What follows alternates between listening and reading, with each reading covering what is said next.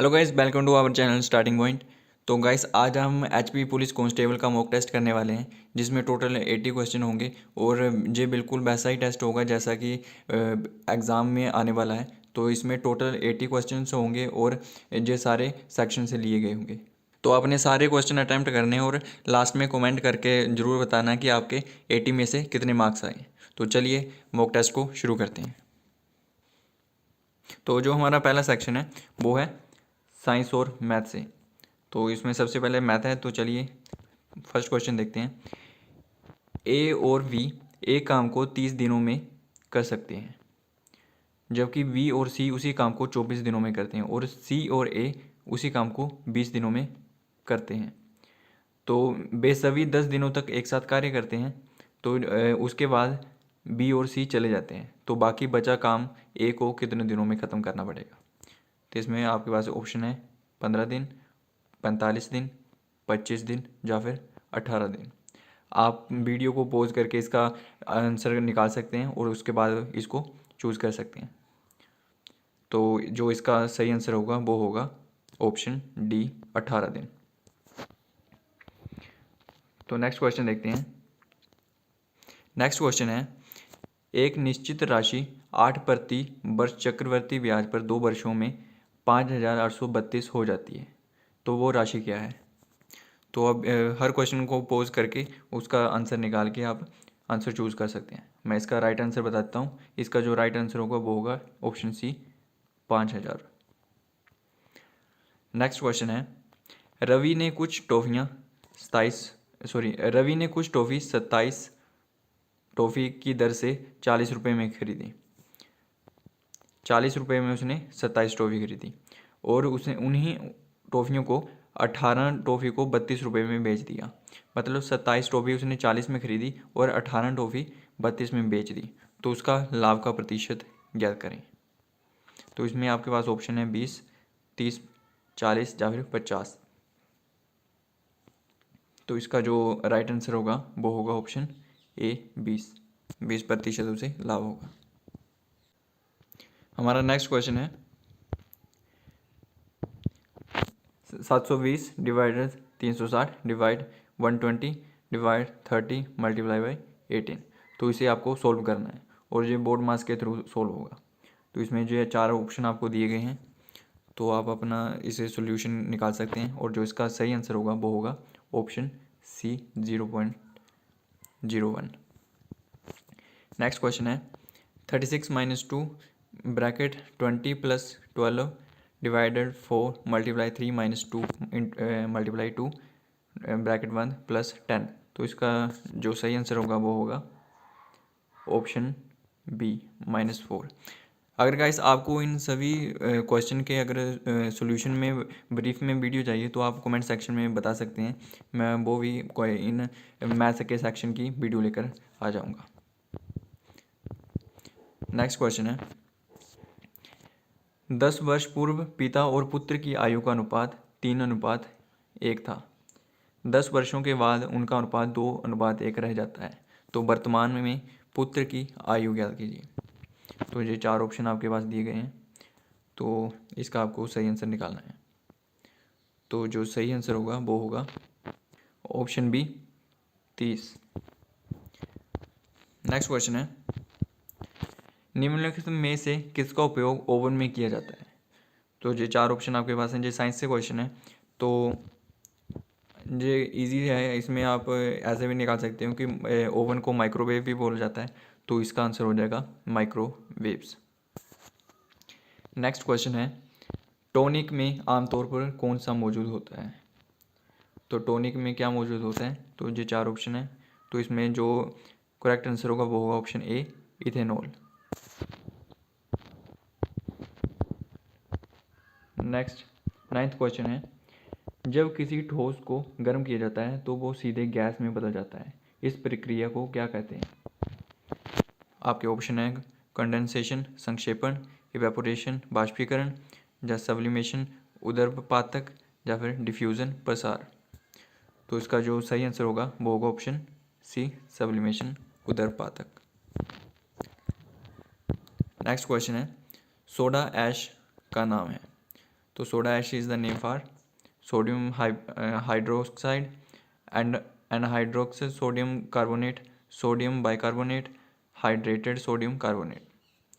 तो इसका जो सही आंसर होगा वो हो जाएगा option B, anhydrous sodium carbonate.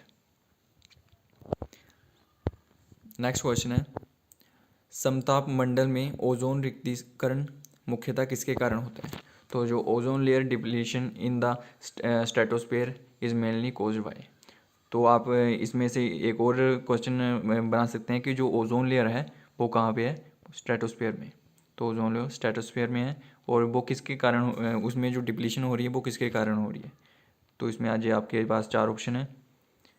तो जो इसका करेक्ट आंसर होगा वो होगा option number D, CFC, chlorofluorocarbon. 12वां क्वेश्चन है, मनुष्य की आंत में कौन सा जीवाणु पाया जाता है? तो ये 4 ऑप्शन आपके पास हैं, तो इसमें से बताना है कि मनुष्य की आंत में कौन सा जीवाणु पाया जाता है। तो इसका करेक्ट आंसर हो जाएगा ऑप्शन ए, एस्चेरिचिया कोली। 13वां क्वेश्चन है, निम्नलिखित में से कौन सा रोग विषाणु से होता है? तो ये 4 ऑप्शन आपके पास हैं, तो आपको बताना है कि कौन सा रोग विषाणु से होता है।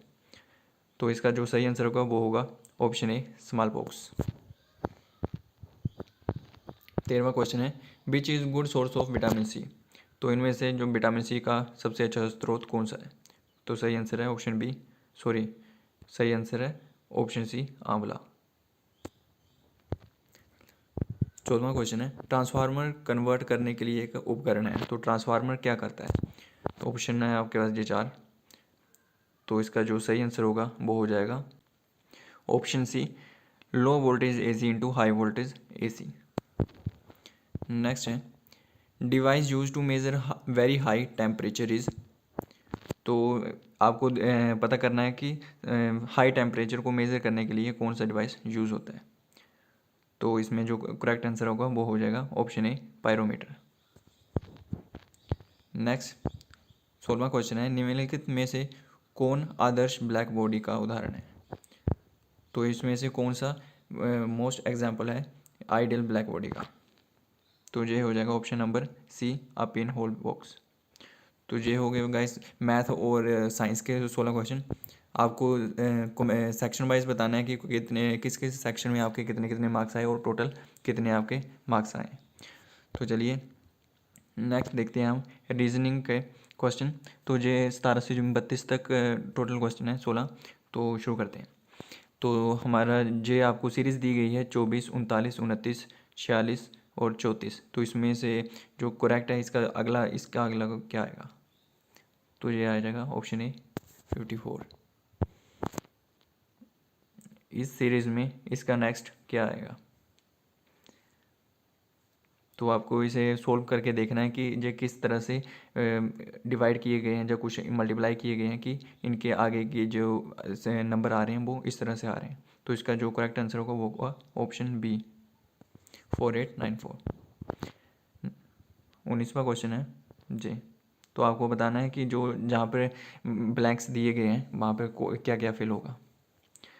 तो इसका जो करेक्ट आंसर है वो होगा ऑप्शन बी, ACACAV।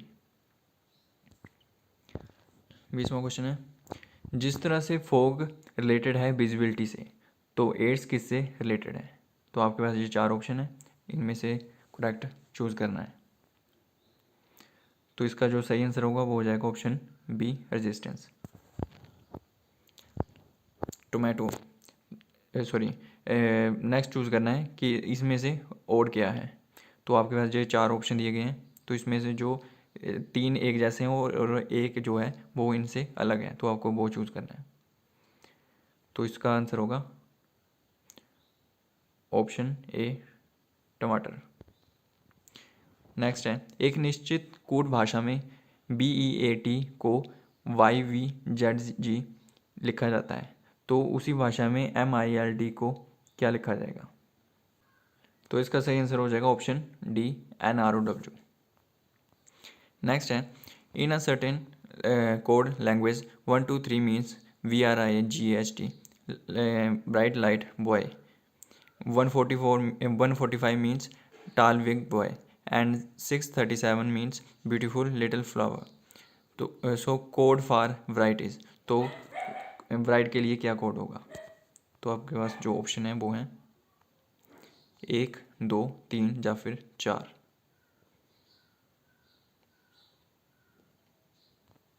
तो ये रहा आपका जो क्वेश्चन है और इसके ऑप्शंस हैं 1, 2, 3 या फिर 4 या फिर 5। तो इसका जो करेक्ट आंसर होगा वो होगा ऑप्शन बी, 2। नेक्स्ट है a beautiful word starting with A is made from first, second, fourth, fifth and sixth letter of word contract. Which of the following is the middle letter of the word. A से शुरू होने वाला एक सार्थक शब्द contract शब्द के पहले, दूसरे, चौथे और पांचवें और छठे अक्षर से बना है। निम्नलिखित में से कौन सा उस शब्द का मध्य अक्षर है? तो इसका जो सही आंसर होगा वो हो जाएगा option C, T.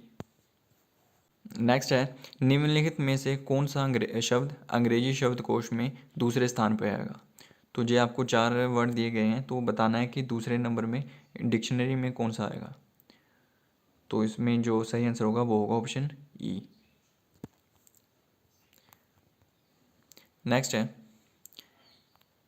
Choose the alternative which is closely resemble the mirror image of the given combination.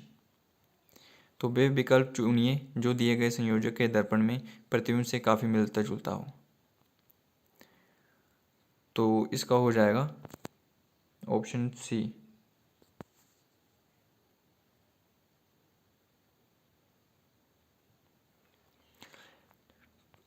Next question है निम्नलिखित में से कौन सा आरेख कारखाने, उत्पाद और मशीनरी के बीच सबसे अच्छे संबंध को दर्शाता है? तो ये 4 ऑप्शन आपके पास दिए गए हैं, तो इसका जो करेक्ट आंसर है वो हो जाएगा ऑप्शन डी। नेक्स्ट है how many triangles in the figure. तो इसमें कितने के ट्राइंगल्स बनेंगे? तो इसका करेक्ट आंसर हो जाएगा ऑप्शन बी। तो इसमें आपको बताना है कि जो एक्स में दिए गए बॉक्स है तो ये किस पार्ट से रिलेटेड है? तो आपका करेक्ट आंसर हो जाएगा ऑप्शन सी। नेक्स्ट है आपको जो स्टेटमेंट दी गई है तो इसका आपको कंक्लूजन निकालना है। फर्स्ट है जो कंक्लूजन दिए गए हैं, जो फर्स्ट है u ग्रेटर देन x और सेकंड है u इक्वल टू x। तो आपको बताना है ऑप्शन जी आपके पास 4 दिए गए हैं। If only conclusion 1 is valid, 2 is valid, either 1 और 2 वैलिड, नाइदर कंक्लूजन 1 और 2 वैलिड, और बोथ कंक्लूजन्स आर वैलिड। सो इसका जो करेक्ट आंसर है वो हो जाएगा ऑप्शन सी, आइदर कंक्लूजन 1 और 2 इज़ वैलिड। नेक्स्ट है choose the word which is different from others. आपको इसमें से चूज़ करना है जो तीनों में से अलग है। तो इसका करेक्ट हो जाएगा ऑप्शन ए, मुर्गी। तो ये थे आपके रीजनिंग के क्वेश्चंस। तो अब जनरल नॉलेज के आपके क्वेश्चन 16। इसमें फर्स्ट क्वेश्चन है गौतम बुद्ध ने अपना पहला उपदेश दिया था। तो अब गौतम बुद्ध ने अपना पहला उपदेश कहाँ दिया था? तो ये दिया था ऑप्शन डी, सारनाथ में। नेक्स्ट है सरकार द्वारा राज्य के निर्देशक सिद्धांत को लागू ना करने की स्थिति में भारत का एक नागरिक स्थानांतरित कर सकता है। तो अगर राज्य के निदेशक सिद्धांत को लागू ना किया जाए तो जो नागरिक है, आम नागरिक है, वो कहाँ को जा सकता है? तो इसका जो सही आंसर होगा वो होगा option D, none of this, कहीं भी नहीं जा सकता। और नेक्स्ट क्वेश्चन है शिमला को भारत में ब्रिटिश साम्राज्य की ग्रीष्मकालीन राजधानी के रूप में किसने नामित किया? तो इसका जो करेक्ट आंसर है वो हो जाएगा option B, sir John Lawrence ने। नेक्स्ट है हिमाचल प्रदेश की किस नदी को स्थानीय लोग दुख की नदी भी कहते हैं? तो ये है स्वां नदी, जो कि बहती है ऊना डिस्ट्रिक्ट में। नेक्स्ट क्वेश्चन है भारत की स्वतंत्रता के समय ब्रिटेन के प्रधानमंत्री कौन थे? तो ये थे क्लीमेंट एटली। नेक्स्ट है तीर्थन वन्य जीव अभयारण्य किस जिले में है? तो जो तीर्थन वन्य जीव अभयारण्य है वो है कुल्लू डिस्ट्रिक्ट में। नेक्स्ट हमारा क्वेश्चन है बंदर घाटी किस जिले में है? तो जो बंदर घाटी है वो है चंबा डिस्ट्रिक्ट में। नेक्स्ट है सुखसर झील किस जिले में है? तो सुखसर झील जो है वो है मंडी में। नेक्स्ट क्वेश्चन है पिन वैली नेशनल पार्क को राष्ट्रीय उद्यान की मान्यता कब मिली? तो जो ये मिली थी 1987 में, और जो पिन वैली है वो है लाहौल स्पीति में। नेक्स्ट क्वेश्चन है हिमाचल प्रदेश उच्च न्यायालय के प्रथम मुख्य न्यायाधीश कौन थे? तो ये थे justice Hamdullah Beg. Next question है पैरालंपिक 2022 में स्वर्ण पदक जीतने वाली पहली भारतीय महिला कौन है? तो ये है अवनी लेखरा। नेक्स्ट है रिंग ऑफ फायर आमतौर पर पाया जाता है? तो ये पाया जाता है पैसिफिक ओशन में। नेक्स्ट है ट्विटर के नए सीईओ कौन हैं? तो ये हैं पराग अग्रवाल। नेक्स्ट है personal computer is also known as. तो पर्सनल कंप्यूटर को और क्या कहते हैं? तो इसे कहते हैं माइक्रो कंप्यूटर। माइक्रो, तो इसमें ऑप्शन हो जाएगा नन ऑफ दीज। नेक्स्ट है इन विच ईयर आरबीआई इस्टेब्लिश्ड? तो आरबीआई इस्टेब्लिश हुआ था 1935 में। नेक्स्ट है कौन सी नदी सबसे अधिक देशों से होकर गुजरती है? तो ये गुजरती है दनुबे। तो ये खत्म हुए गाइस हमारे जीके का क्वेश्चन। नेक्स्ट हमारा है इंग्लिश का। तो अब हम देखते हैं इंग्लिश के क्वेश्चन। तो इसमें आपको चूज़ करना है कि करेक्ट स्पेलिंग वर्ड कौन सा है। तो इसका जो करेक्ट आंसर है वो हो जाएगा option number C necessity. Next है इस क्वेश्चन में भी आपको करेक्ट स्पेलिंग वाला ढूंढना है, वर्ड ढूंढना है। तो इसका जो करेक्ट आंसर होगा वो हो जाएगा ऑप्शन बी। नेक्स्ट में इसमें आपको एरर डिटेंशन करना है कि कौन सी लाइन गलत है। तो ये आपके पास 4 लाइंस दी गई हैं। एरर ऑप्शन ए है were triggered by growing inefficiency which in turn was caused by a lack of meaningful investment in agriculture. या फिर ऑप्शन डी नो एरर, कोई भी एरर नहीं है। तो इसमें जो करेक्ट आंसर है वो हो जाएगा ऑप्शन ए। क्वेश्चन नंबर 52 है। तो इसमें भी आपको एरर डिटेंशन करना है। तो इसका जो करेक्ट आंसर है वो हो जाएगा ऑप्शन बी। इसमें आपको सिनोनिम्स ढूंढना है इंट्रिकेट का। इंट्रिकेट का जो मोस्ट सिनोनिम्स हो जाएगा वो हो जाएगा ऑप्शन नंबर बी कॉम्प्लेक्स। और इसमें एग्जाल्ट का ढूंढना है तो ये हो जाएगा प्रेज। नेक्स्ट इसमें आपको एंटोनियम ढूंढना है डेमोमेनिक का, जो अपोजिट हो इससे। तो इसका हो जाएगा ऑप्शन बी रिकल्सिव। अब आपको प्रोफंड का अपोजिट ढूंढना है तो इसका हो जाएगा option number D superficial. A person who never takes alcoholic drinks, तो उसे हम क्या कह सकते हैं? तो इसका करेक्ट आंसर होगा option number C teetotaller. Next है meaning of turn the tables. तो इस इडियम का क्या मतलब होगा? तो ये होगा option B reverse the situation. Next है identify the part of the speech I am extremely happy in my new job. तो इसमें एक्सट्रीमली कौन सा पार्ट ऑफ स्पीच है? तो ये हो जाएगा ऑप्शन ए एडवर्ब है। एक्सट्रीमली क्या है? एडवर्ब है। नेक्स्ट है she is in hospital with a serious injured neck. तो इसमें इंजर्ड क्या है? तो इंजर्ड है adjective. The master is very cruel dash for his servant. तो इसमें ये फार नहीं होगा। The master is very cruel dash his servant. तो इसमें जो करेक्ट आंसर है वो हो जाएगा option B to his servant. Next है there is bridge dash the river. तो इसमें आ जाएगा option C over the river. Dash Indian Ocean is dash deepest ocean. तो इसमें आ जाएगा option number C, the Indian Ocean is the deepest ocean. Next है doctor Shalini is dash MBBS। तो इसका आ जाएगा option number B, doctor Shalini is an MBBS। तो नेक्स्ट है अब हिंदी का सेक्शन है। तो इसमें आपको शुद्ध वाक्य का चयन करना है, शुद्ध शब्द का चयन करना है।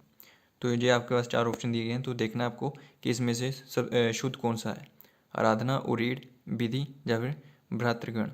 तो इसमें जो करेक्ट आंसर है वो हो जाएगा ऑप्शन डी, भ्रातृगण।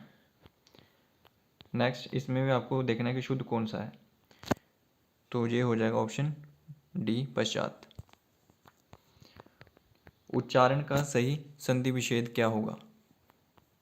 तो इसमें आपको उच्चारण का सही संधि विच्छेद ढूंढना है, तो ये होगा ऑप्शन सी, उत जमा चारण।